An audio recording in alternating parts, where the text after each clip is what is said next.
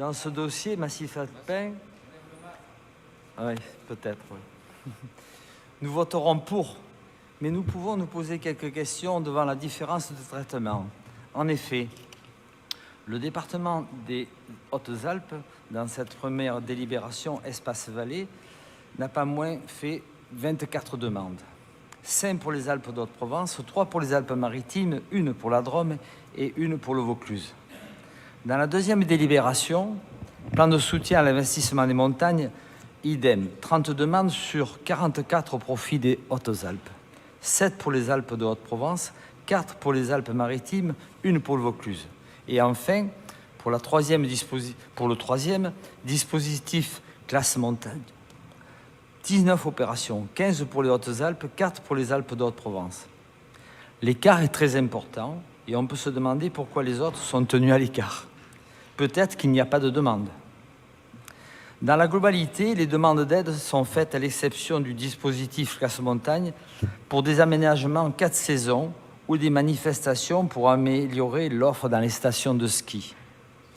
Mais dans le domaine structurant, rien.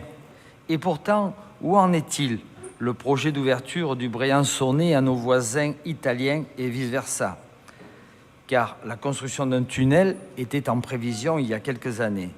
Vaste projet, projet européen, que M. Hollande n'a pas cru bon continuer, et pourtant indispensable pour notre massif alpin, avec une approche écologique importante et la disparition des poids lourds qui vont et qui viennent de l'Italie et d'autres pays européens.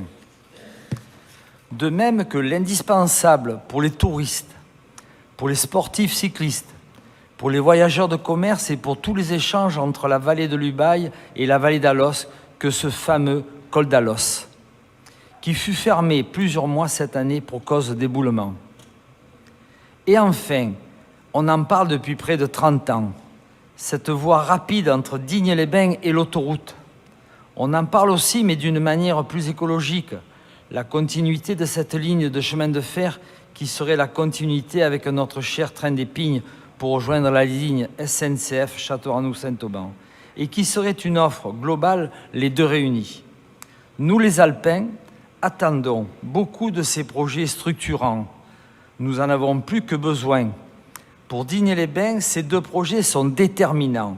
Cette ville se meurt et pourtant, il y a une structure solide. Mais les entreprises ne peuvent grandir sans réseau digne de ce nom. Donc j'attends quelques réponses à ces 3 grosses questions.